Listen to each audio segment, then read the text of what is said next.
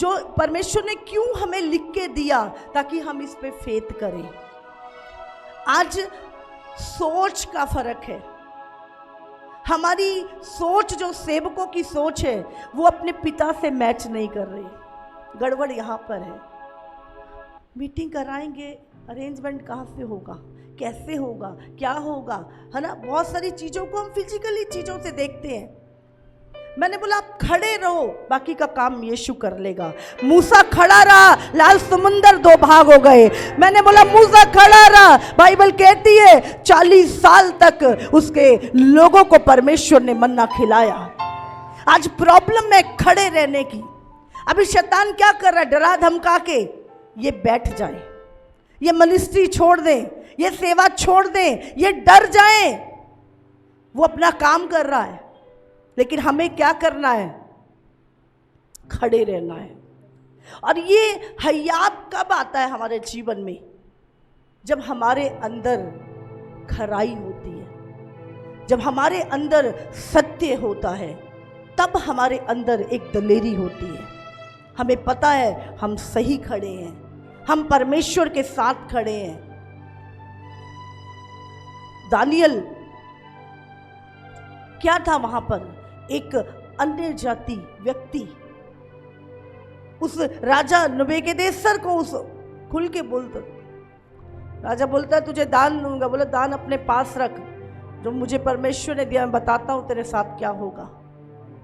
डरता नहीं था वो।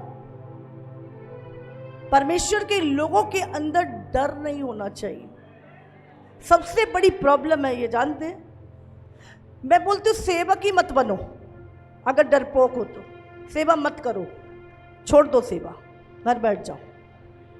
जरूरत नहीं है प्रभु को, क्योंकि एक डरपोक होगा वो अपनी कलीसिया को भी डराएगा, लोगों को भी डराएगा। आपको आत्मिक लड़ाई आप शरीर से नहीं लड़ सकते, आप सोच से नहीं।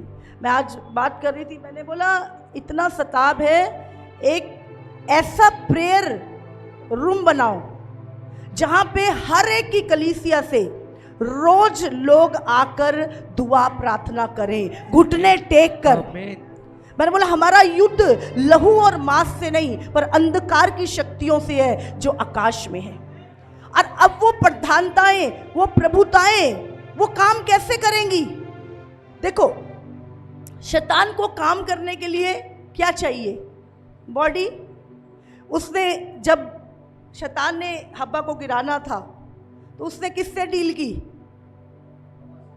सांप से। हाँ, उसने बोला तू मुझे अपना शरीर दे, मैं तुझे महिमा दूंगा।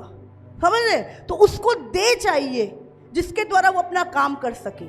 और परमेश्वर को भी क्या चाहिए? दे चाहिए, जो पूरा समर्पण हो और परमेश्वर उसके द्वारा अपनी महिमा को प्रकट करे। परमेश्वर ने क्या बोला? फिरौन का मन कठोर कर दिया ताकि वो अपनी सामर्थ को पूरे संसार में दिखा सके। Hallelujah, hallelujah. आज शैतान कैसे काम कर रहा है? किसके द्वारा? आज वो लोगों के द्वारा ही काम कर रहा है। आज लोगों के द्वारा, लोगों के हाँ भाई ये कर दो, वो चर्च तोड़ दो, या कर दो, इसी तरह वो रीति से काम कर रहा है और लोगों उनको सरेंडर किया हुआ है। तो हमें कैसे काम करना है? अगर अकेला एक मूसा 20 लाख तकरीबन लोगों को चला सकता है, तो आपको क्या लगता है? अब तो आप और मैं परमेश्वर के पुत्र हैं, परमेश्वर के पुत्र हैं। यीशु मसीह जब इस संसार में आया, देखो विरोध कोई मैटर नहीं, विरोध अच्छा है। जितना विरोध होगा उतना परमेश्वर आप मिरेकल, बड़े बड़े चमत्कार आपके साथ करेगा परमेश्वर। अब देखो एक जगह पे प्रेरितों के काम में एक राजा कुछ वचन सुना रहा था और लोगों ने कहा वाह ये तो परमेश्वर का वचन है, हाँ ये तो बिल्कुल प्रभु की तरह बोलता है। उसी टाइम एक दूत आया, कान पे मारा, वहीं पे मर गया। वो सामर्थी परमेश्वर जिसके लाखों दूत आपके साथ रहते हैं, आपको डरने की जरूरत नहीं है। लेकिन हमारा फेथ हम फिजिकल चीजों में देखते हैं। आप इस लड़ाइयों को आत्मिक तरीके से जीत सकते हैं। आमीन। आपने एक ऐसा कोई भी, सबसे पहले क्या है, लूसीफर ने क्या बोला? मेरा राज्य कब खत्म हो जाएगा? जब प्रभु के पुत्र एक मन हो जाएंगे, उसके सेवक एक मन हो जाएंगे। आज क्या फर्क है? आप सोचो, एक पिता के 4 बेटे हैं, एक पिता के 4 बेटे हैं और वो चारों लड़ रहे हैं। आप सोचो उस बाप के ऊपर क्या गुजरती है। मैं बचपन से इनको पाला, मैंने सब कुछ इनको दिया, ये आपस में लड़ रहे हैं। आप और मैं कौन हैं? हम भी परमेश्वर के पुत्र हैं। और जब परमेश्वर के पुत्र आपस में भेदभाव और लड़ेंगे तो आप क्या सोचते हो? आपका पिता खुश होगा? वो कब खुश होगा? जब आप सब मिलके रहेंगे, आनंदित होंगे, सब खुशी, अपना हर चीज मिलकर बांटेंगे। परमेश्वर आनंदित होगा अपने पुत्रों को देख के। आप जानते हैं परमेश्वर का परिवार है, हम सब परमेश्वर का परिवार हैं। और बाइबल में लिखा है हम रखवाले हैं। अगर हम इब्रानियों 13:17 हम पढ़ेंगे, ये बहुत कल पढ़ाते हैं आजकल पास्टर कलीसिया को। अपने अगुवों की आज्ञा मानो और उनके अधीन रहो। हाँ, सिखाते नहीं सिखाते? ज्यादातर यही वचन सिखाते हैं कलीसिया को, हम अपने अगुवों के अधीन रहो। लेकिन अब अगुवों का भी लिखा है आगे, हाँ, क्योंकि वे उनके समान तुम्हारे प्राणों के लिए जागते रहते हैं, जिन्हें लेखा देना पड़ेगा। समझ रहे हैं आप? यहां पे क्या शब्द आया है? रखवाला, वॉचर, रखवाली करना, है ना? और लिखा है, आगे पढ़े, वे ये काम आनंद से करें, ना कि ठंडी सांस ले लेकर, क्योंकि इस दशा में तुम्हें कुछ लाभ नहीं। समझ रहे हैं आप? यहाँ पे लिखा है वो ये काम आनंद से करें, ना कि ठंडी सांस ले लेकर, नहीं तो तुम्हें कुछ भी लाभ नहीं होगा। हालेलुया। तो यहां पर क्या लिखा है? वॉचर, ये है रखवाला। किस चीज का? गेटमैन जो होता है वो कहाँ होता है? गेट पे। अब गेट कौन कौन से हैं? तुम्हारे चर्च का गेट, जहाँ से तुम्हारे विश्वासी लोगों को संभालना, तुम्हारी अपनी फैमिली का गेट, तुम्हारी मैरिज, तुम्हारा फाइनेंस। शैतान किसी भी गेट से आके तुम्हारी लाइफ को नुकसान पहुंचा सकता है। तो हमें क्या करना है? जागते रहना है और उस गेट से शैतान को अंदर नहीं आने देना।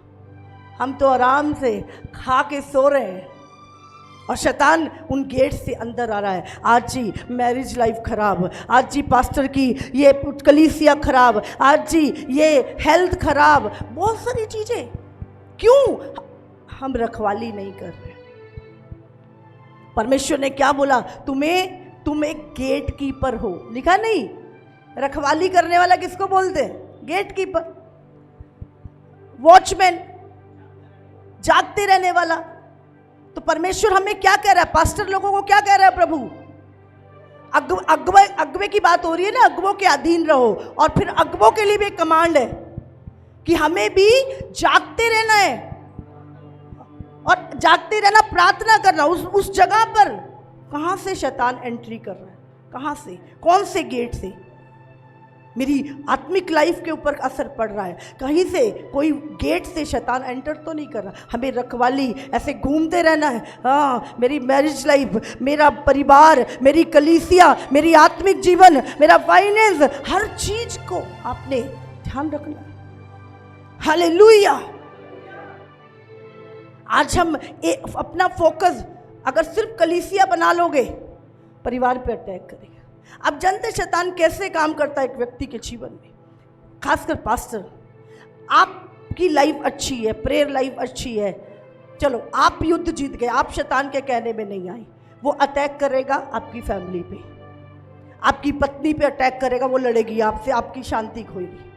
आपको उसके लिए प्रेयर। उसके बाद वो बच गए बच्चों के ऊपर, बच्चे बच गए आपके चर्च के एल्डरी, आपकी टीम नहीं, फिर कलीसिया में घुसेगा। उसने अपना काम, वो सोता नहीं है, वो दिन रात इसी काम में लगा हुआ। देखो, धरती पर शैतान हारा हुआ है, और परमेश्वर से वो लड़ नहीं सकता। तो अब लड़ेगा किसके साथ? परमेश्वर के पुत्रों के साथ, उन्हीं से लड़ेगा। और जब वो क्यों नाश होते हैं? अज्ञानता के कारण। हम अपनी अधिकारों को, अपने काम को सही रीति से नहीं करते। मेरा रिकॉर्ड है 12 साल की सेवकाई में, कभी 3 बजे से पहले मैं सोई नहीं हूं। मेरी टीम जानती है। कई बार तो 3 बजे जाके लेटती हूं, प्रभु कहता उठ प्रार्थना कर। ठीक है प्रभु, बैठ गए, सुबह तक बैठे। आपकी लाइफ अपनी नहीं है। फिर आपने समर्पित करी ना कि प्रभु मैं अपना जीवन तुझे देता हूं, मैं तेरी सेवा करूंगा। अब सेवक अपनी मर्जी चला सकता है? सेवक को जो वो कहेगा वो उसको करना है। उसने कहा वो तू समय असमय तैयार रहे, तू जागता रहे। फिर सेवक की अपनी मर्जी नहीं होती, वो स्वामी की मर्जी होती है। लेकिन जब हम अपनी मर्जी चलाते हैं, गड़बड़ वहां पर होती है। हालेलुया। तो मैं आपको बताना चाहती हूं, जब आपका दर्शन क्लियर होता है, फिर आपको पता है ये दर्शन पूरा करने वाला वो अपने आप करेगा। आप सिर्फ चलते जाते हो इब्राहिम की तरह। कनान कहाँ है, कब पहुंचोगे, वो आपका काम नहीं है, वो यीशु का काम है, वो अपने आप कर लेगा। हालेलुया। परमेश्वर को आज वो अपना धन उड़ेलना चाहता है। हमें क्या सेवा सौंपी गई है? हम 2 कुरिन्थियों अगर 17 पढ़ें, निकालेंगे हम एक वचन। 2 कुरिन्थियों 5 का 20 पढ़ते हैं हम इसको। 20 होते। इसीलिए हम मसीह में राजदूत हैं, मानो परमेश्वर हमारे द्वारा विनती कर रहा है। हम मसीह की ओर से निवेदन करते हैं कि परमेश्वर के साथ मेल मिलाप कर लो। जो पाप से अज्ञात था उसी को उसने हमारे लिए पाप ठहराया कि हम उसमें होकर परमेश्वर की धार्मिकता बन जाएं। आज प्रभु क्या कहता है? तुम मसीह के राजदूत हो। जब हम मसीह के राजदूत है, राजदूत आपको पता है क्या होता है ना? जो एक देश के बारे में, उसकी खूबियाँ, उसके बारे में दूसरे देश में जाके बताता है और क्या करता है? सिंधी करता है। तो हम क्या है? राजदूत है। अब राजदूत कौन अपॉइंट करता है? वहाँ की गवर्नमेंट, और वो उसे दूसरे देश में भेजती है। तो जब हम परमेश्वर के राजदूत हैं, तो किसने अपॉइंट किया हमें? मुझे नहीं पता कितनों को अपॉइंट किया, पर अपॉइंट करने वाला कौन है? परमेश्वर। अब वो राजदूत की जितनी जरूरतें हैं वो कौन पूरी करेगा? वो गवर्नमेंट पूरी करती है कि नहीं करती? उनका आने जाने का, उनके बच्चों का, उनकी तनख्वाह, सब कुछ उस राजदूत का, उसकी सुरक्षा तक। एम्बेसी होती है अलग अलग स्टेट, अलग अलग देशों में। जी ये जी अमेरिका की एम्बेसी है, तो उनकी सुरक्षा का जिम्मा भी किसका होता है? जिन्होंने उनको भेजा होता है। तो राजदूत आप और मैं है जब, तो हमारी जिम्मेवारी किसकी है? सारी हमारे परमेश्वर की। हमारी सुरक्षा, हमारा खाना पीना, हमारी ज़रूरतें, उसकी सारी जिम्मेवारी परमेश्वर की है। वो पूरा करेगा। हमें चिंता करने की जरूरत नहीं, हमें वो काम करने की जरूरत है जिसके लिए परमेश्वर ने हमें भेजा। और वो काम क्या है? परमेश्वर हमारे द्वारा विनती कर रहा है और संसार का मेल मिलाप हम परमेश्वर से करा रहे हैं। ये काम परमेश्वर ने हमें सौंपा है। अन्य जातियां, मैं भी एक अन्य जाति थी, आप भी एक अन्य जाति थी। क्या होगा? 2 पीढ़ी के बाद तो फिर अन्य जाति, तीसरी पीढ़ी। मसीह तो कोई भी पैदाइशी नहीं, 2000 साल पहले मसीह आया।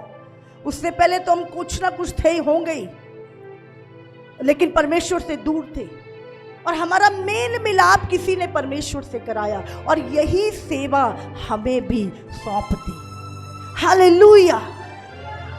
ये जब चीजें हमें पता नहीं होती हैं, तब हम लोग क्या करते हैं? हम अपने दिमाग का सहारा लेते हैं। अगर हम अपने आप को आत्मिक कहते हैं, तो हम आत्मिक बातों पे ही विश्वास करें, वचन पे गहरा विश्वास करें। फिर हम दिमाग लगाने की जरूरत नहीं है, बच्चों की फीस कहाँ से जाएगी, ये कहाँ से होगा, ये किराया कहाँ से देंगे। आपको चिंता करने की जरूरत नहीं। आपके चाहे 1000 के खर्चे हैं, चाहे 1 करोड़ के खर्चे हैं, वही पूरा करेगा। हालेलुया।